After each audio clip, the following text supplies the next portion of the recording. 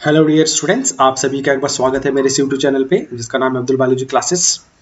बच्चों, हम लोग इस सेशन में एपिथेलियल टिश्यू कर रहे हैं और आज हम लोग एपिथेलियल टिश्यू का सेकंड पार्ट पढ़ेंगे जिसमें हम लोग स्पेशली दो चीज़ कवर करेंगे।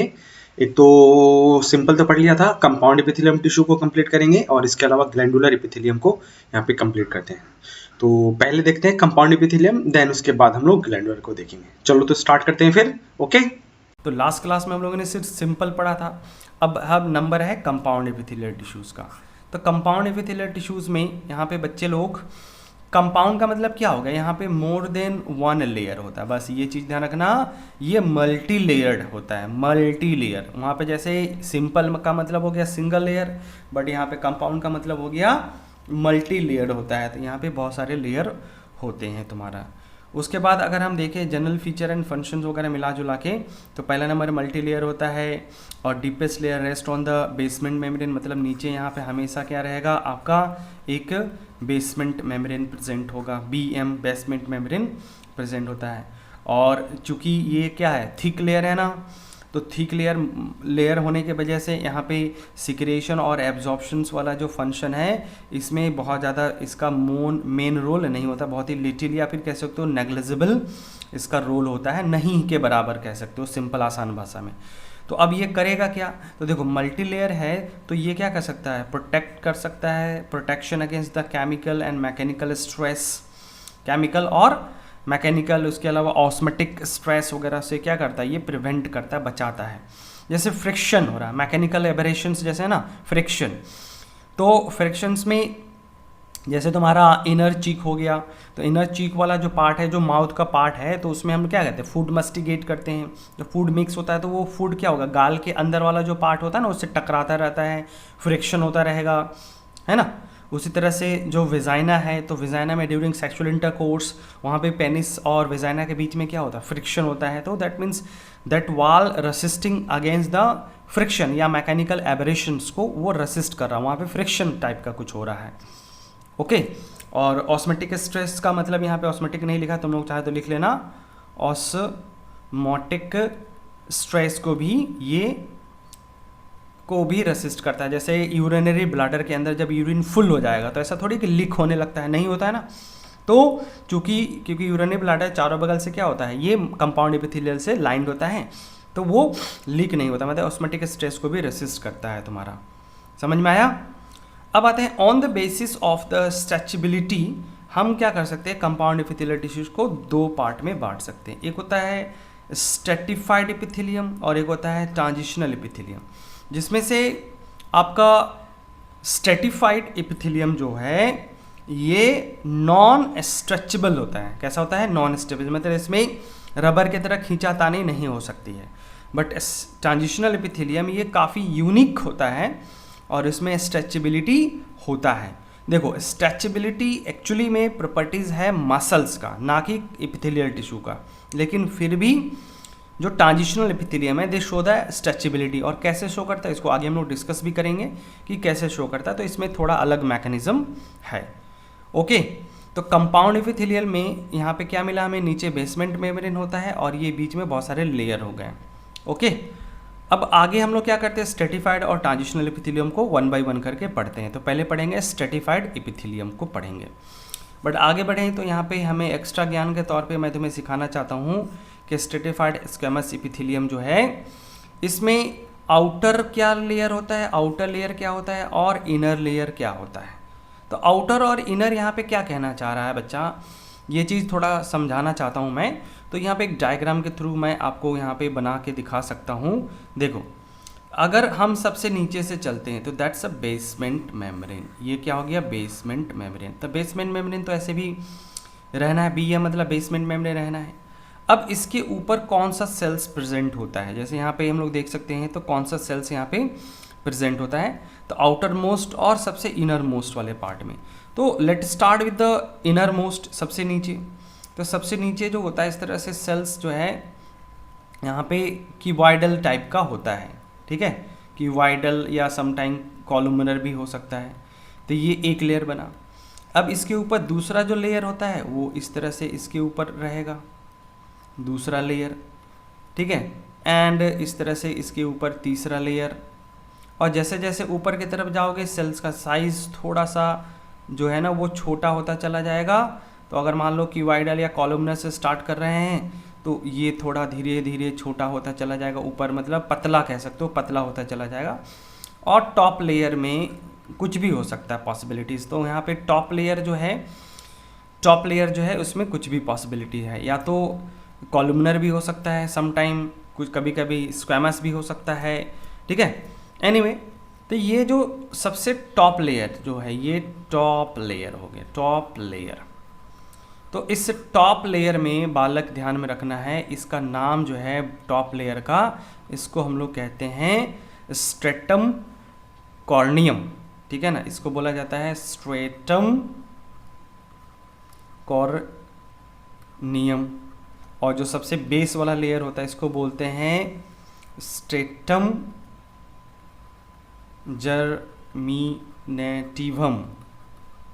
जर्मिनेटिवम। और बीच में इसको बोलते हैं स्ट्रेटम स्पॉन्जियोशम। इन सब लेयर को स्ट्रेटम स्पॉन्जियोशम्स कहा जाता है। तो इसको बोलते हैं स्ट्रेटम स्पॉन्जियोशम कहा जाता है, और भी बहुत सारे नाम हैं बट यहाँ पे मेन इसको याद रखना है। हाँ, अब ये जो टॉप लेयर है बालक, यहाँ पे ध्यान रखना कुछ भी हो सकता है। वैसे मोस्ट प्रोबेबली क्या होता है, जो सबसे ज़्यादा एग्जांपल मिलता है वो सिंपल स्क्वैमस का मिलता है। ओके, तो अब इस क्वेश्चंस में देखो यहाँ पे बोला स्ट्रेटिफाइड स्क्वैमस, तब यहाँ पे जब एक स्क्वैमस बोल दिया है तो टॉप लेयर इसके हिसाब से ही क्या हो जाएगा, स्क्वैमस ही हो जाता है तुम्हारा, क्या हो जाएगा, स्क्वैमस। तो आउटर मोस्ट लेयर क्या हो गया, ये क्या था, ये क्या था, ये हो गया आउटर मोस्ट लेयर, इधर से आउटर मोस्ट लेयर है ये है आउटर मोस्ट, और ये हो गया इनर मोस्ट। तो इनर मोस्ट और आउटर मोस्ट कैसे पहचानेंगे, तो जो बाहर की तरह बेसमेंट में की तरह होता है वो इनर हो गया, और जो ऊपर एक्सपोज्ड वाला पार्ट होता है वो हो गया आउटर मोस्ट हो गया। तो अगर हम सिंपल स्ट्रेटिफाइड स्क्वैमस लेके चलते हैं तो आउटर लेयर हमें स्क्वैमस मिलेगा और इनर मोस्ट क्यूबॉइडल मिलता है। तो इस केसेस में आंसर हो जाएगा पहला ही हो जाएगा। देखो यहाँ पे सब में क्यूबॉइडल कॉलमनर, तो इसके बेसिस पे अगर टॉप लेयर जो भी है उसी के बेसिस पे हम लोग इसका नाम रख देते हैं, ठीक है। तो इस क्वेश्चन के लिए यहाँ पे आंसर हो जाएगा 1। तो एक चीज़ हमें पता चला कि यहाँ पे जर्मिनेटिवम एक टर्म मिला और एक मिला कॉर्नियम। तो कॉर्नियम जो है और जर्मिनेटिवम का मतलब जर्मिनेटिंग लेयर। तो क्या होता है कि ये जो टॉप लेयर है ना, टॉप लेयर हमेशा क्या रहता है, ये ओल्ड वन सबसे पुराना, और जो नीचे वाला होता है ये सबसे यंग होता है, यंगेस्ट। और यहाँ पे क्या होता है, यही डिवाइड करेगा, ये ऊपर चला जाएगा, फिर नीचे ये और डिवाइड करते चला जाता है। तो ये हमेशा नया नया लेयर बनता रहता है ऊपर। इसलिए जो देखा होगा ना स्किन में नहाते समय जब शेडिंग होता है तो ये हम टॉप लेयर को क्या करते हैं, स्क्रब करके हटाते रहते हैं, ताकि अंदर से नीचे नया नया स्किन निकलता रहेगा, है ना, न्यू स्किन निकलता रहता है तुम्हारे इसमें। तो ये था स्ट्रेटिफाइड में। तो अब स्ट्रेटिफाइड में देखो यहाँ पे देखते हैं, तो इनर मोस्ट लेयर देखो इसमें लिखा है, इनर मोस्ट लेयर क्या होता है, क्यूबॉइडल होता है, और जो टॉप लेयर होता है वो अकॉर्डिंग टू कि किस तरह का है उसके हिसाब से चेंज होता रहता है, ठीक है ना, आई बात समझ में। और यहाँ पे जो सेल्स हैं उसमें क्या होता है, हाई माइटोटिक इंडेक्स का मतलब क्या होता है, ये बहुत ही रैपिडली क्या होता है, डिवाइड होते रहते हैं, तभी तो नीचे से नया लेयर आएगा, ऊपर नया उसको रिप्लेस करता रहता है। तो बहुत ज़्यादा इसमें रैपिड माइटोटिक डिवीजन होता है, दैट्स वाई यहाँ कहा जाता है हाई माइटोटिक इंडेक्स होता है। और बेसिकली मल्टी लेयर है तब भी क्या करेंगे, get their nutrition from the underlying connective tissue जैसा कि लेते थे। और डिवाइडिंग फ्रॉम द लेयर क्या होता है, stratified epithelium, so that call the germinativum layer कहते हैं, तो इसको हम जर्मिनेटिवम लेयर, जो कि ऑलरेडी समझा दिया मैंने। Middle layer made of the polygonal, अलग अलग तरह के सेल्स होते हैं, और इंटरकनेक्टेड विद द डेस्मोसोम्स, मतलब ये सब आपस में डेस्मोसोम्स के थ्रू जुड़ते रहते हैं। तो मतलब एक क्वेश्चन यहाँ पे हम लोग का आ गया कि स्ट्रेटिफाइड में जो बहुत सारे जो सेल्स हैं, इंटरमीडिएट सेल्स जो हैं वो आपस में डेस्मोसोम्स के थ्रू लिंक्ड होते हैं, जुड़े हुए रहते हैं, जिससे इनको क्या मिलता है, एक तरह का मैकेनिकल सपोर्ट मिल जाता है। आउटर मोस्ट लेयर क्या हो सकता है, आर स्केली लाइक और फ्लैट सेल्स होता है, अगर स्ट्रेटिफाइड है स्क्वैमस एपिथेलियम है तो फ्लैट होता है। और उसके बाहर भी यहाँ पे एक हॉर्नी वर्ड यूज़ किया गया है। तो जो टॉप लेयर होता है बच्चों, उसमें क्या होता है, केराटिन प्रोटीन डिपोजिशंस की वजह से ये डेड लेयर में चेंज हो जाता है, डेड लेयर में चेंज हो जाता है। तो ये लेयर क्या होता है, डेड होता है, सब जगह नहीं होता। अगर केराटिन प्रोटीन का डिपोजिशन है तो दैट मीन्स यहाँ पे हमें देखना होगा कि ये जो स्ट्रेटिफाइड है ये on the basis of keratin protein depositions के बेसिस पे आउटर मोस्ट लेयर वाले में दो तरह का होता है। एक को हम लोग बोलते हैं यहाँ पे केराटिनाइज्ड और एक को बोलते हैं non keratinized stratified squamous epithelium. Non keratinized stratified squamous epithelium हम लोग इसको बोलते हैं। समझ में आ रहा? तो ये नॉन स्ट्रेटिफाइड स्क्वेमस और ये स्ट्रेटिफाइड केराटिनाइज्ड वाला लेयर हो गया। तो इसका सीधा सीधा मतलब क्या निकलता है, मतलब ये निकलता है कि सबसे टॉप लेयर में क्या है, यहाँ पे सबसे टॉप लेयर में क्या है। तो अगर मान लो कि टॉप लेयर जो है उसमें केराटिन प्रोटीन का डिपोजिशन हो गया है, क्या हो गया, if the keratin protein is present in the scaly cells and cell become non nucleated and dead, तो इसको बोलते हैं केराटिनाइज्ड वर्ड हम लोग बोलते हैं। या हॉर्नी वर्ड जैसे यहाँ पे लिखा हुआ था, हॉर्नी वर्ड भी बोल सकते हो तुम लोग, हॉर्नी वर्ड भी यूज़ कर सकते हो। अब इसका एग्जाम्पल कहाँ मिलेगा, तो सबसे बेस्ट एग्जाम्पल है स्किन हो गया। क्या हो गया, सबसे बेस्ट एग्जाम्पल हो गया इसका स्किन। ओके, उसके अलावा स्केल है, हॉर्न है, नेल्स है, फेदर्स हो गया। तो नेल्स, हेयर, फेदर, इन सब में क्या होता है, केराटिन प्रोटीन का डिपोजिशंस होता है। तो स्किन का जो सबसे आउटर मोस्ट लेयर होता है उसको हम बोलते हैं एपिडर्मिस। तो एपिडर्मिस ऑफ स्किन किस चीज़ का बना होता है, ये keratinised stratified squamous epithelium.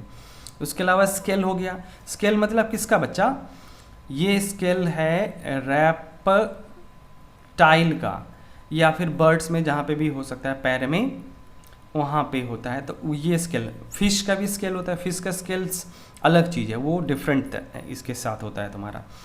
Horn, सींग देखा होगा ना, नेल्स, तो सींग जो होता है वो हेयर का कह सकते हो मॉडिफिकेशन होता है, और फेदर भी हेयर का ही मॉडिफिकेशन होता है, या स्केल का मॉडिफिकेशंस कह सकते हो। इस चीज़ को मैं थोड़ा एनिमल किंगडम में और क्लियर कर दूंगा, एनिमल किंगडम में, ठीक है ना। एनिमल किंगडम जब पढ़ेंगे तो वहाँ पे इस चीज़ को और क्लियर कर दूंगा। दूसरा जाओ, जो नॉन केराटिनाइज्ड है, दैट मीन्स यहाँ पे केराटिन प्रोटीन एब्सेंट होता है, सेल न्यूक्लिएटेड एंड लिविंग होता है। तो जहाँ भी लिविंग होता है तो इसको याद रखने का तरीका है कि कहाँ हो सकता है, तो इतना ध्यान रखना कि ये गीला रहेगा, वेटेड कंडीशन में, भींगा भींगा रहेगा, सूखा जैसे ये ड्राई था ना वैसे ये ड्राई नहीं होगा, हमेशा गीला गीला रहता है तुम्हारा इसमें, ठीक है। तो अब कहाँ मिल सकता है, तो एक है बकल कैविटीज़ है, या ओरल कैविटी कह सकते हो मैमल्स में, इनर लाइनिंग ऑफ चिक, लिप, फेरिंग्स, ऑसोफेगस का इनर लाइनिंग जो हो गया। उसके बाद लाइनिंग ऑफ वेजाइना एंड इसके अलावा कॉर्निया ऑफ आई, कॉर्निया है ना, ये भी क्या होता है तुम्हारा non keratinized stratified squamous epithelial का बना होता है। तो कॉर्निया का जो लाइनिंग होता है कंजक्टिवा, वो इस चीज़ का बना हुआ रहता है तुम्हारा स्ट्रेटिफाइड स्क्वेमस एपिथेलियम, वो भी कैसा, नॉन केराटिनाइज्ड। क्लियर है? आई होप यहाँ पे समझ में आ गया होगा बच्चों। अब तुम परेशान मत हो कि भाई इतना सारा एग्जाम्पल है, हम इसको कैसे याद रखेंगे। तो बच्चों देखो, इस पे एक छोटा सा कविता है जो मैंने अपने बचपन में अपने गुरु से सीखा था, तो वही चीज़ मैं आपको भी बताना चाहता हूँ। एक कविता बस है, आपने सुना भी होगा कहीं ना कहीं। करत करत अभ्यास हो जनमत हो सुजान, रसरी आवत जात है सिल पे पड़े निशान। तो हम लोग के शायद 8 या 9th में किसी में एक बर्धराज की कहानी थी। तो बर्धराज जो थे ना वो एकदम मंद बुद्धि के थे, मंद बुद्धि मतलब बेवकूफ़ टाइप के थे। तो वो गुरुकुल में पढ़ने गए, तो बेवकूफ़ी के वजह से उनको भगा दिया गुरुकुल से। तो जब वो वापस लौट रहे थे तो पानी पीने के लिए कुएं पे गए। तो पहले का ज़माने में क्या होता था, कुआं होता था, मटका होता था, मटका भी मिट्टी का बना हुआ रहता था, और जो कुआं का जो सराउंडिंग होता था वो पत्थर का बना हुआ रहता था। तो पानी पीने के लिए जब गए तो कोई महिलाएं पानी निकाल रही थी, तो उनको पानी पिलाया। तो उन्होंने वहाँ पे ऑब्ज़र्व किया कि पत्थर के ऊपर गड्ढा पड़ा हुआ है। क्यों पड़ा हुआ, कि मटका वहाँ पे वो लोग महिलाएं आती होंगी डेली पानी लेने के लिए, तो वहीं पे रखती थी, तो वहाँ पे गड्ढा सा पड़ गया है। तो उन्होंने ये रियलाइज़ किया कि मैंने मिट्टी का बर्तन जो है इतना सॉफ्ट होता है, एक पत्थर का छोटा सा टुकड़ा अगर उसको चोट लगे तो वो टूट सकता है, लेकिन वो मिट्टी का बर्तन से उस पत्थर पे, बड़े से पत्थर पे गड्ढा पड़ गया है, निशान हो गया है। तो अब उनको दिमाग में आया कि अरे मतलब ऐसा कैसे हो रहा है। तो उनको लगा कि ये महिलाएं डेली लेके आती हैं। तो उनके दिमाग में आया, अरे मैं मंद बुद्धि हूँ, अगर मैं निरंतर प्रयास करूँ तो मैं भी सफल हो सकता हूँ, मैं भी ज्ञानी बन सकता हूँ। जैसे ये एक सॉफ्ट सा मटका जो है, मिट्टी का मटका, और वो अगर पत्थर पे निशान बना सकता है तो मैं क्यों नहीं ऐसा कर सकता हूँ। तो उन्होंने ही ये पोएम लिखा था, करत करत अभ्यास हो जनमत हो सुजान, रसरी आवत जात है शिल्पे पड़े निशान। ये उन्हीं का है। मतलब किसी भी चीज़ को अगर निरंतर कंटिन्यूसली अगर मोटिवेटेड होके अगर उसी चीज़ को करते रहा जाए तो ऊपर वाला जरूर आपको सफल बनाएगा। इसी उम्मीद के साथ आप लोग पढ़ो, और इतने सारे एग्जाम्पल से घबराओ मत कि एग्जाम्पल देखो, बायोलॉजी है तो एग्जाम्पल होगा ही। और अगर आपने ये सारे जो एग्जाम्पल से याद रख लिया, डाटा याद रख लिया, तो आप मास्टर हो जाओगे इस चीज़ में, ठीक है ना। आपको कोई आपके सफल होने से कोई रोक नहीं सकता है। तो अगर आप अपने आप को एवरेज स्टूडेंट समझते हो, तब भी आप अगर निरंतर प्रयास कोशिश करोगे तो ज़रूर सफल हो जाओगे बालक, ठीक है। तो आगे इसी तरह से बढ़ते रहो, हारना नहीं है, थकना नहीं है, पीछे नहीं जाना है। ओके, चलो आगे बढ़ते हैं। अब आते हैं हम लोग यहाँ पे, ये तो क्या था, ये अभी हम लोगों ने देखा बच्चा, ये था हम लोग का स्ट्रेटिफाइड एपिथेलियम, और स्ट्रेटिफाइड में अभी हम लोगों ने देखा स्ट्रेटिफाइड स्क्वेमस। अब आ जाते हैं हम लोग, थर्ड है स्ट्रेटिफाइड क्यूबॉइडल। तो अगर मान लो जो टॉप लेयर था वो क्या हो गया, क्यूब शेप का हो गया, मतलब क्यूबॉइडल सेल है, तो इसको बोलते हैं स्ट्रेटिफाइड क्यूबॉइडल। तो बेसिकली जैसे ये वाला पहला वाला डायग्राम याद है ना, ये वाला, अगर मान लो यहाँ पे क्या है, यहाँ पे अगर टॉप लेयर क्या हो जाए, इस तरह से क्यूब कॉलमनर शेप का हो जाए तो कॉलमनर एपिथेलियम, और अगर इस तरह से ये टॉप लेयर क्यूबॉइडल हो गया तो क्यूबॉइडल स्ट्रेटिफाइड और कॉलमनर एपिथेलियम, और इस तरह से अगर फ्लैट था तो सिंपल स्ट्रेटिफाइड स्क्वेमस वर्ड हम लोग यूज़ कर रहे थे। अब ये कहाँ हो सकता है, तो ये हो सकता है सिक्रेटरी डक्ट में ऑफ द स्वेट ग्लैंड, एक मेमोरी ग्लैंड में, और सिबेसिस ग्लैंड में हो सकता है, 2 पेनक्रियास के अंदर, और सेलेवरी ग्लैंड्स के अंदर हो सकता है। देखो अगर मान लो ये नहीं आता स्ट्रेटिफाइड, तो कम स्ट्रेटिफाइड क्यूबॉइडल वर्ड नहीं आता है, मतलब आता नहीं कि मतलब कि मैं बोला एग्जाम में नहीं आता है, तो तुम्हारे सिलेबस में स्ट्रेटिफाइड एपिथेलियम वर्ड यूज़ किया गया है बट क्यूबॉइडल नहीं। तो बट ये सारे एग्जाम्पल स्ट्रेटिफाइड एपिथेलियम के हो सकते हैं। मोर स्पेसिफाई करें तो क्यूबॉइडल वर्ड अभी लगा के याद कर सकते हो। उसी तरह से स्ट्रेटिफाइड कॉलमनर, तो टॉप लेयर क्या हो जाएगा, कॉलम शेप हो जाएगा, कॉलमनर शेप हो जाएगा, तो इसको बोलते हैं स्ट्रेटिफाइड कॉलमनर। तो ये कहाँ मिल सकता है हमें, ये मिलेगा आपका बैकोफेरेंगियल कैविटीज ऑफ फ्रॉग, मतलब ह्यूमन में नहीं होता है। उसके अलावा लैरिंग्स और इपीग्लॉटिस, तो लैरिंग्स और इपीग्लॉटिस का जो वाल है उसके ऊपर भी क्या होता है, लाइनिंग जब होता है तो वो स्ट्रेटिफाइड एपिथेलियम का होता है, और स्ट्रेटिफाइड में भी मोर स्पेसिफाई करें तो स्ट्रेटिफाइड कॉलमनर एपिथेलियम का लाइनिंग होता है। I hope you understand. आगे बढ़ें, चलो आगे बढ़ते हैं। आगे बढ़ने से पहले आपको ये अभी जस्ट मैंने जो बताया था उसको थोड़ा सा एक बार रिविज़न करने का टाइम है। तो पहले तो तुम लोग एक कोशिश करो, मैंने तुम लोगों को बोला जब भी मैं इसमें एक्स्ट्रा ज्ञान करके क्वेश्चन दूँ तो वीडियो पॉज कर लेना, पहले खुद से एक बार ट्राई कर लेना, उसके बाद देखना, क्योंकि अभी इंस्टेंटली आपने जो पढ़ा है यहाँ पे देखो ये सारे एग्जाम्पल, उसको यूज़ कर पा रहे हो कि नहीं कर पा रहे हो, उसी का ये इम्तिहान है तुम्हारे लिए। तो यहाँ पे है आपका बालक, stratified squamous non keratinized epithelium is present in the lining of, कहाँ पे प्रेजेंट हो सकता है, तो यहाँ पे स्ट्रेटिफाइड स्क्वेमस वर्ड आ गया। नॉन क्रेटिनाइज मतलब ऊपर का लेयर लिविंग होना चाहिए, ड्राई नहीं होना चाहिए, वेटेड गीला होना चाहिए। तो देखो यहाँ पे स्किन है, हेयर नेल्स, तो इसको तो हटा दो पहले, ये नहीं होने वाला है। उसके बाद है स्मॉल पेनक्रेटिक डक्ट, ठीक है ना, थायरॉइड फॉलिकल्स, थायरॉइड फॉलिकल्स में क्यूबॉइडल सिंपल होता है, क्यूबॉइडल एपिथेलियम होता है, तो इसको भी हटा दो।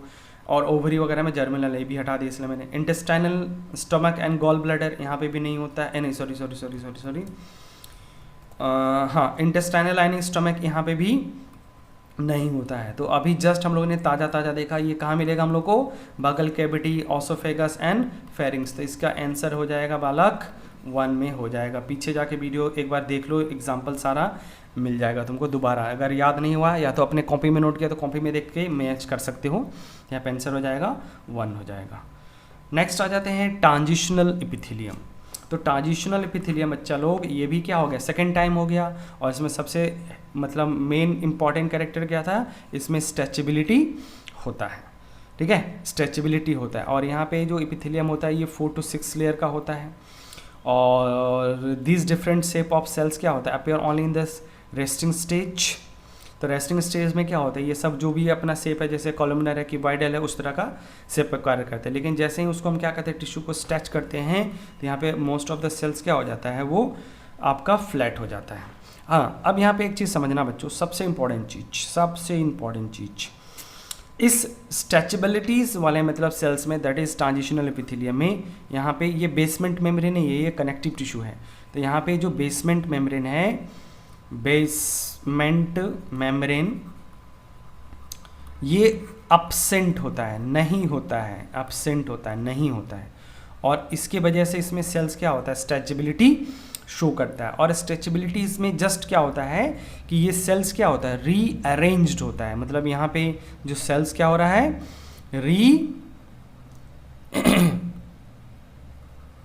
अरेंज हो रहा है। तो रीअरेंजमेंट का मतलब क्या हो गया, मान लो जैसे तुम्हारे पास ब्रिक्स का है, और ब्रिक्स में तुमने जैसे 6-7 लेयर बना के रखे हुए हैं, तो उसमें दीवार का हाइट क्या होगा, ऊंचा रहेगा।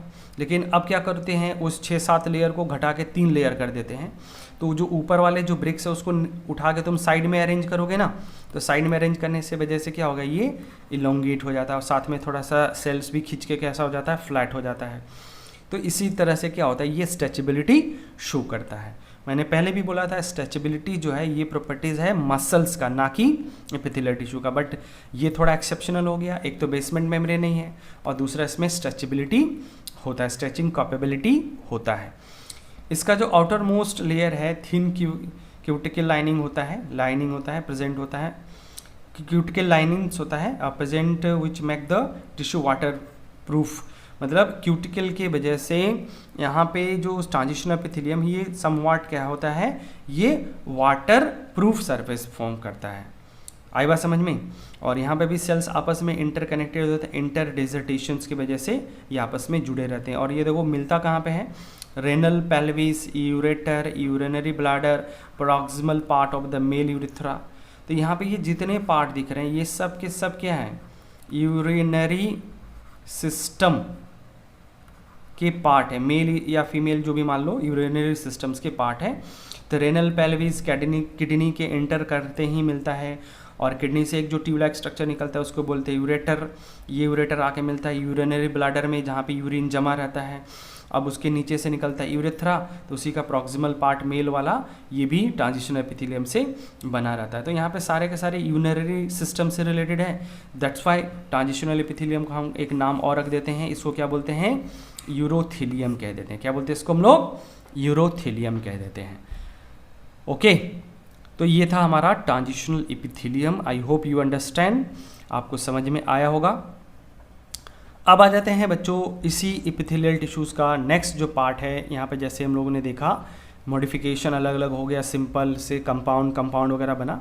अब यहाँ पे एक स्पेशल टाइप का यहाँ पे चीज़ है, ग्लैंडुलर एपिथेलियम। क्या है, ग्लैंडुलर एपिथेलियम।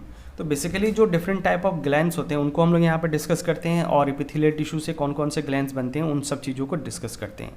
तो ग्लैंड का क्या मतलब होता है, तो ग्लैंड का मतलब कि कुछ सिक्रीट करने वाला, जैसे पसीना है, मिल्क है, ऑयल है, हार्मोन है, इंजाइम है, ठीक है, वैक्स है, और डिफरेंट टाइप जो भी बॉडी में अलग अलग तरह के ग्लैंड्स आपने पढ़ा होगा कहीं ना कहीं, तो वो सारे ग्लैंड्स को हम लोग यहाँ पर डिस्कस कर रहे हैं। तो अगर मान लो ग्लैंड्स जो है ये एपिथेलियल टिश्यूज़ का ही एक तरह से कह सकते हो मॉडिफिकेशन होता है, और इसमें जो आपके कॉलमनर और क्यूबॉइडल सेल्स थे वो ही स्पेशलाइज्ड हो जाते हैं। Of the epithelium get specialized to secrete and constituent the glandular epithelium. मतलब ये स्पेशलाइज हो गए सिक्रेशंस के लिए, तो ये ग्लैंडुलर एपिथेलियम का फॉर्मेशंस करते हैं। अब यहाँ पे जो ग्लैंडुलर एपिथेलियम इसका टाइप हम लोग देखते हैं, तो यहाँ पे जितने भी पूरे बायोलॉजी में क्लास 11, 12 सब जगह जहाँ जहाँ ग्लैंड्स यूज होता है वो सारे ग्लैंड्स में यहीं पे डिस्कस करने वाला हूँ। तो ये चीज़ ऐसा मत सोचना कि एनसीईआरटी में दिया है कि नहीं दिया, बच्चों बस पढ़ जाओ इसको तुम लोग। तो टाइप ऑफ ग्लैंडुलर एपिथेलियम की बात करें तो टाइप ऑफ ग्लैंडुलर एपिथेलियम्स में यहाँ पे यूनिसेलुलर हो सकता है और मल्टीसेलुलर। यूनिसेलुलर का 2 एग्जाम्पल है, सिर्फ और सिर्फ 2 एग्जाम्पल है। तो यूनिसेलुलर मतलब ऐसा ग्लैंड जो कि एक सेल का बना है, तो एक है गॉबलेट सेल या इसी को हम बोलते हैं म्यूकस सेल्स बोलते हैं, और दूसरा पेनेट सेल्स होता है जो कि एलिमेंट्री कैनाल में प्रेजेंट होता है, स्मॉल इंटेस्टाइन। तो इंटेस्टाइनल ग्लैंड जो होता है उसमें ये एक पेनेट सेल्स प्रेजेंट होता है।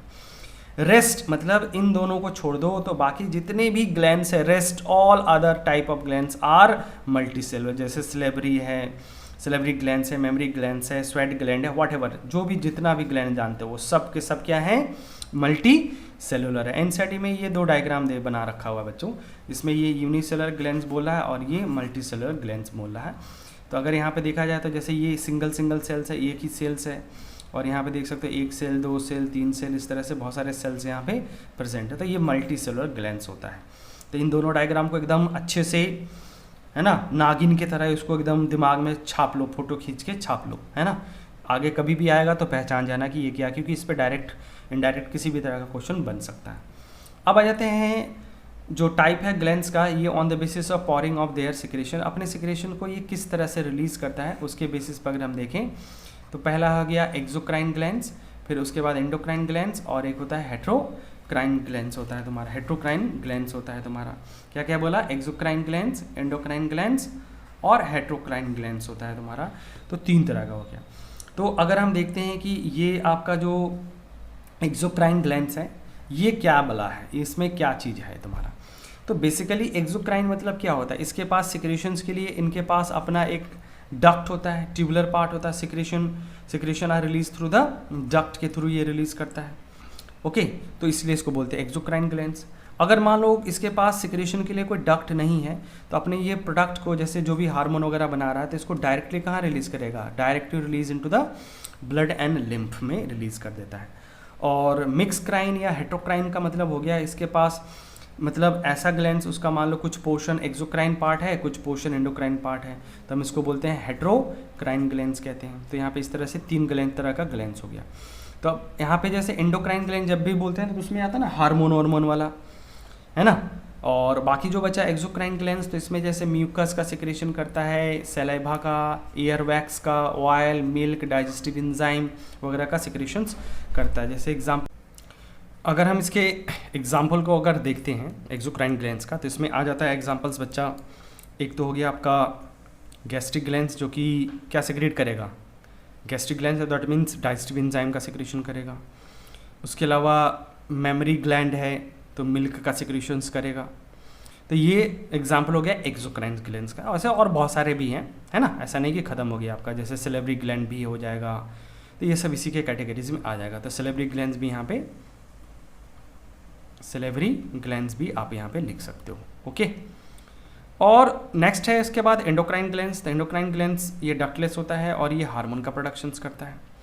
इसमें जितने भी आपको याद कर लो, जितने भी एंडोक्राइन ग्लैंड्स आने वाले हैं वो सब इसमें डाल दो। दैट मीन्स हार्मोन रिलीज करने, जैसे hypothalamus, pituitary, thyroid, pituitary thyroid हो गया, है ना, ये सब के सब ग्लैंड्स आ जाएगा। एड्रिनल ग्लैंड्स, वो सब के सब आ जाएगा, एंडोक्राइन ग्लैंड्स के कैटेगरीज में आ जाएगा। उसके बाद अगर हम देखते हैं हेट्रोक्राइन ग्लैंड्स या मिक्स ग्लैंड्स की बात करें, तो यहाँ पे 2 हैं, एक तो पेनक्रियाज और एक है गोनाड। ये 2 ग्लैंड्स आपको याद रखने हैं, पेनक्रियाज और गोनाड। गोनाड में 2 आता है, एक हो गया आपका टेस्टिस एंड एक हो गया आपका ओवरी। तो ये टेस्टिस एंड ओवरी क्या होता है, सेक्स हार्मोन का सिक्रेशंस करता है। तो जो भी हार्मोन सिक्रेट करेगा तो ये ग्लैंड्स का काम है, और साथ में कुछ एंजाइम भी सिक्रेट करते हैं स्पर्मेटोजेनेसिस और oogenesis प्रोसेस के लिए। और पेनक्रियाज में हमें पता ही है कि इसमें 1% पार्ट जो होता है वो एंडोक्राइन, और बाकी जो 99% पार्ट होता है वो एक्सोक्राइन्स के लिए होता है। और पेनक्रियाज हमारे बॉडी का मेन ग्लैंड है जो कि डाइजेस्टिव एंजाइम का सिक्रेशंस करता है। समझ में आ रहा। उसके बाद आ जाओ टाइप ऑफ ग्लैंड्स। अब देख रहे हो on the basis of nature of secretions, किस तरह से रिलीज करते हैं। तो इसमें एक है मेरोक्राइन ग्लैंड्स, एक है आपका एपोक्राइन ग्लैंड्स, एक है आपका होलोक्राइन ग्लैंड्स। तो मेरोक्राइन, एपोक्राइन और होलोक्राइन्स। अब इसका मीनिंग भी समझते चलते हैं और इसको हम लोग लिखते भी रहते हैं, देखते भी रहते हैं, ठीक है, एग्जाम्पल्स के साथ। तो पहला तो ध्यान रखो इसमें मेरोक्राइन। तो मेरोक्राइन्स में क्या होता है बच्चों, इसमें ये जैसे सेल्स है, क्या है, सेल है, एंडोक्राइन मैंने ग्लैंडुलर सेल्स है। तो ये सेल्स जो भी प्रोडक्ट है वो बनाता है और ये अपने एपिकल पार्ट में इसको जमा करता रहता है। फिर फाइनली ये डिफ्यूजन्स के थ्रू, किसके प्रोसेस के थ्रू, सिंपल डिफ्यूजन्स के थ्रू अपने सिक्रेशंस को ये क्या करता है, रिलीज कर देता है। तो ये आ गया रिलीज। तो सच काइंड ऑफ ग्लैंड्स को कहते हैं मेरोक्राइन ग्लैंड्स हम लोग कहते हैं। दूसरा कंडीशन है कि इसमें जो सिक्रेशन जो बनता है तो ये सेल्स में जमा होता जाएगा और एपिकल पार्ट में थोड़ा सा एपिकल पार्ट को मेम्ब्रेन के साथ लेके रिलीज अगर हो जाता है तो इसको बोलते हैं एपोक्राइन। मतलब इसमें क्या हो गया कि some part of the glandular cells also shedded, also release, या टूट के ये अलग हो जाता है, ऐसा कह सकते हो कि ये भी रिलीज हो जाता है, ब्रोकन ऑफ हो गया। और होलोक्राइन में क्या होता है बच्चों, इसमें भी सिक्रेशन जो है रिलीज होगा, सेल्स में जमा होगा, और फाइनली पूरा का पूरा होल सेल, है ना, whole cell, cell whole cell वो वाला नहीं है, होल सेल, इसमें क्या होता है, ये सिक्रेशंस के साथ ही रिलीज हो जाता है।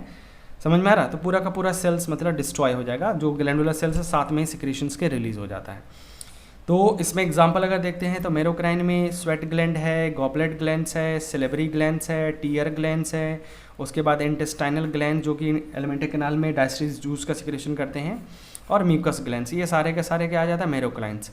मेमोरी ग्लैंड जो होता है वो एपोक्राइन ग्लैंड्स होता है, और होलोक्राइन ग्लैंड्स के कैटेगरीज में अगर हम डालते हैं तो जितने भी सीबीसियस ग्लैंड्स, या इसको एक वर्ड में बोल सकते हैं वाइल ग्लैंड्स जो है, वो सब के सब क्या होता है, सीबेसियस ग्लैंड्स, और वाइल ग्लैंड्स ये होता है होलोक्राइन ग्लैंड्स के कैटेगरीज में आ जाता है। क्लियर है यहाँ तक? अब आ जाते हैं type of glands on the basis of their structure की बात करें तो यहाँ पे सिंपल ग्लैंड्स को पहले देखते हैं, फिर उसके बाद कंपाउंड ग्लैंड्स को देखते हैं। तो अब यहाँ पे सिंपल में पहले नंबर तो दो ब्रॉड कैटेगरीज होता है, एक होता है ट्यूबुलर और एक होता है एल्वुलर। तो ट्यूबुलर का मतलब होता है बच्चों कि इसमें सेल्स इस तरह से मॉडिफाइड होकर ट्यूब लाइक स्ट्रक्चर बनाता है, ये सेल्स हैं, ये सब सेल्स हैं, तो इसको बोलते हैं ट्यूबुलर। और एक होता है एल्वुलर या सैकुलर, सैकुलर सैक जैसा, थैली के जैसा, तो ये इस तरह से सैक के जैसा बनाता है, सैकुलर बोलते हैं। और इसमें सेल्स जो है ये इस तरह से लाइंड होता है, इस तरह से सेल्स क्या है, लाइनिंग रहता है तुम्हारा, तो इसको बोलते हैं सैकुलर। अब इनका स्ट्रक्चर कैसा हो सकता है, जैसे सिंपल ट्यूबुलर में यहाँ पे ट्यूबुलर हो गया, ब्रांच ट्यूबुलर हो गया, क्वाइल ट्यूबुलर हो गया, और ये और भी ज़्यादा ब्रांच ट्यूबुलर हो गया तुम्हारा, ये सिंपल ट्यूबुलर, ये ब्रांच ट्यूबुलर हो गया। या सैकुलर में भी इसी तरह से सेम हम लोग दोनों में कर सकते हैं। कंपाउंड में आएंगे तो ये कंपाउंड ट्यूबुलर दिख रहा है तुम्हें, तो यहाँ पे और भी ज़्यादा ब्रांचिंग अगर होता है तो इसको कंपाउंड टाइप बोलते हैं। तो कंपाउंड ट्यूबुलर हो या कंपाउंड एल्वुलर हो, तो ये just on the basis of structure. अब यहाँ पे एग्जाम्पल याद रखना हम लोगों को, तो सिंपल ट्यूबुलर का एग्जाम्पल हो गया तुम्हारा क्रिप्ट ऑफ लीवरक्यून्स। ये भी कहाँ होता है, डाइजेस्टिव सिस्टम में, ये एलिमेंट्री कैनाल में प्रेजेंट होता है। सिंपल एल्वुलर, तो सिंपल एल्वुलर में म्यूकस ग्लैंड जो होता है स्किन में, और फ्रॉग और पॉइजनस ग्लैंड इन टॉड, इनमें जो स्किन पे जो पॉइजनस ग्लैंड होता है, स्किन के टोड में नहीं पॉइजन्स वगैरह होता है, तो ये सब सिंपल एल्वुलर, मतलब ह्यूमन में अभी नहीं है फिलहाल। सिंपल क्वाइल ट्यूबुलर, तो सिंपल क्वाइल ट्यूबुलर में एग्जांपल है तुम्हारा स्वेट ग्लैंड। तो हम लोगों में जो स्वेट ग्लैंड होता है ह्यूमन में, वो सिंपल क्वाइल, देखो ये क्वाइल मतलब हो गया ये वाला, ये पोर्शन क्वाइल्ड होता है इस तरह से। उसके बाद ब्रांच ट्यूबुलर की बात करें तो ये जैसे ब्रांच ट्यूबुलर हमें दिख रहा है, ब्रांच ट्यूबुलर, तो ब्रांच ट्यूबुलर हमें मिलता है गैस्ट्रिक ग्लैंड ऑफ स्टमक में। और ब्रांच एल्वुलर की बात करें तो ब्रांच एल्वुलर जो होता है वो होता है आपका सीबेसियस ग्लैंड्स में। कहाँ पे होता है, सीबेसियस ग्लैंड्स में प्रेजेंट होता है, ठीक है, सीबेसियस ग्लैंड्स में। सीबेसियस ग्लैंड्स को दूसरे लैंग्वेज में क्या कह सकते हैं तुम लोग याद रखो, वाइल ग्लैंड भी कह सकते हो, तो स्किन वगैरह पे प्रेजेंट होता है, और इसका भी फर्दर मॉडिफिकेशन हो सकता है। अब आ जाते हैं कंपाउंड में, तो यहाँ पे कंपाउंड ट्यूबुलर की बात करें तो मेमोरी ग्लैंड ऑफ प्रोथेरियंस होता है। प्रोथेरियंस क्या होता है, तो मैमल्स है एक तरह का, समझ लो ये क्या है, मैमल्स है। मैमल्स तो जानते होगे ना, है ना, प्रोटोथेरियंस, मेटाथेरियन और यूथेरियन। तो प्रोटोथेरियंस में जैसे एग्जांपल है डक बेल प्लेटिपल्स। अभी एनसीईआरटी खोल के देख सकते हो, एनिमल किंगडम में आपको डायग्राम भी दिख जाएगा, एनिमल किंगडम में लास्ट में जाओगे तो मैमल्स वाला जो लास्ट होगा उसमें तुम्हें दिख जाएगा वहाँ पे। उसके बाद आ जाओ कंपाउंड सैकुलर या एल्वुलर ग्लैंड्स। कंपाउंड सैकुलर और एल्वुलर ग्लैंड्स की बात करें तो ये क्या होता है, सेलेब्री ग्लैंड्स में हो गया, जैसे कि सब मैक्सिलरी और सब लिंगुअल ग्लैंड्स जो होता है सेलेब्री में, ये कंपाउंड सैकुलर और एल्वुलर ग्लैंड्स होता है। और इसी तरह से कंपाउंड ट्यूबुलो एल्वुलर की बात करें तो ट्यूबुलो एल्वुलर का मतलब क्या हो गया कि इसमें पहला नंबर तो जैसे ये ब्रांच होगा, फिर फर्दर ब्रांचिंग में इस तरह से ट्यूब भी बना सकता है और इस तरह से सेक भी बना सकता है ना, या फिर यहाँ पे ट्यूब और सेक दोनों बना सकता है। तो इसको हम लोग बोलते हैं कंपाउंड ट्यूबुलो एल्वुलर या ट्यूबुलो सैकुलर कह सकते हैं। तो ह्यूमन का जो मेमोरी ग्लैंड होता है, पेनक्रियाज, पैराटाइड ग्लैंड्स, सल्वरी ग्लैंड्स का पार्ट है, कॉपर्स ग्लैंड्स, बर्थोनिक ग्लैंड्स, तो ये सारे के सारे ग्लैंड्स जो है ये कंपाउंड ट्यूबुलो एल्वुलर होता है। देखो मेमरी ग्लैंड पता है, पेनक्रियाज भी पता है, पैरेटोवाइड सैलिवरी ग्लैंड्स का वन ऑफ द टाइप होता है, और बाकी कॉपस ग्लैंड्स और बर्थोरी ग्लैंड्स ये जेनेटेलिया मतलब मेल, ये मेल के केस में और ये फीमेल के केस में रिप्रोडक्टिव सिस्टम जहाँ पे एक्सटर्नल जेनेटेलिया होता है वहाँ पे प्रेजेंट होता है। और कॉपस ग्लैंड्स ये आपका कह सकते हो यूरेथ्रा जो है ना उसके साथ जुड़ा हुआ रहता है। ये दैट मीन्स शॉर्टकट में याद करो मेल रिप्रोडक्टिव सिस्टम का पार्ट है। तुम्हारा जब क्लास 12 में पढ़ोगे तो वो सब चीज़ें आपको मिल जाएगी, सिंपल लगेगा। अभी तो जस्ट एग्जाम्पल है, याद करना पड़ेगा। तो ये था ट्यूबुलर ग्लैंड्स के बारे में। चलो लास्ट पॉइंट है बच्चों, यहाँ पे एपिथेलियल टिश्यू आपका समाप्त हो जाता है। अब एपिथेलियल टिश्यूज़ में कुछ स्पेशल टाइप का भी मॉडिफिकेशन देखने को मिलता है, जो कि आगे हम लोग पढ़ेंगे भी। ऐसा नहीं कि अभी पहली बार देख रहे हैं और लास्ट ही है, नहीं, ये जस्ट फर्स्ट टाइम है, आगे बहुत बार मिलने वाला है। जैसे न्यूरो एपिथेलियम। तो न्यूरो एपिथेलियम्स का मतलब क्या हो गया, अगर मान लो कोई एपिथेलियल टिश्यूज़ है और उसमें न्यूरॉन जैसा फंक्शन होने लगे, सेंसरी एक्टिविटी परफॉर्म्स करने लगे, तो इसको बोलते हैं न्यूरो एपिथेलियल टिश्यूज़ कहते हैं। और ये न्यूरो एपिथेलियल टिश्यूज़ जो है ये एसोसिएटेड होता है गैस्ट्रिक ग्लैंड्स के साथ, सॉरी गैस्ट्रेटरी एंड ऑडिटरी रिसेप्टर के साथ। मतलब ये नेजल कैविटीज़ में ये ऑडिटरी कहाँ होगा तुम्हारा, ये एयर के अंदर होता है, कान के अंदर, सुनने में हेल्प करता है। बेसमेंट मेम्ब्रेन इसका एग्जाम्पल हो गया आपका, बेसल मेम्ब्रेन जो होता है उस पर प्रेजेंट होता है, ठीक है ना, कॉर्टिकल ग्रेन्यूल्स के साथ इसके एसोसिएटेड होता है। उसी तरह से मायो एपिथेलियम, तो ये थोड़ा सा क्या होता है, इसमें एबिलिटी हो जाता है, कॉन्टैक्टिबिलिटी एक्टिविटी इसमें देखने को मिलता है। और ये कहाँ मिलेगा हम लोग को, ये मिलता है मेमोरी ग्लैंड्स में मिलता है। तो epithelial present around the alveoli with in the mammary glands, तो ये मायो एपिथेलियम का हम लोग नाम देते हैं। तो ये कुछ स्पेशल है जो कि थोड़ा लीक से हट के फंक्शंस कर रहा है, जैसे ये न्यूरॉन की तरह फंक्शन कर रहा है और ये मसल्स की तरह फंक्शन कर रहा है, लेकिन है क्या बेसिकली एपिथेलियल टिश्यू तो ही है, क्या है, एपिथेलियल टिश्यू है, बट फंक्शन ये न्यूरॉन्स की तरह और मसल्स की तरह कर रहे हैं, ठीक है। तो that's all about the epithelial tissue. तो यहाँ पे मैंने एपिथेलियल टिश्यू कंप्लीट कर लिया बच्चों। अगर बच्चों आपको ये वीडियो अगर अच्छा लगा है तो वीडियो को लाइक करिएगा, अपने फ्रेंड्स के साथ शेयर करिए, और आप में से कोई भी अगर मेरे चैनल पे नया है तो चैनल को ज़रूर सब्सक्राइब करिए। अगर आप अपना बायोलॉजी इंप्रूव करना चाहते हैं तो, नीट में अच्छा नंबर चाहते हैं तो। चलो बच्चों, इसी उम्मीद के साथ आप लोगों से विदा लेता हूँ, नए वीडियो में मिलते हैं नए टॉपिक में। All the best, bye bye.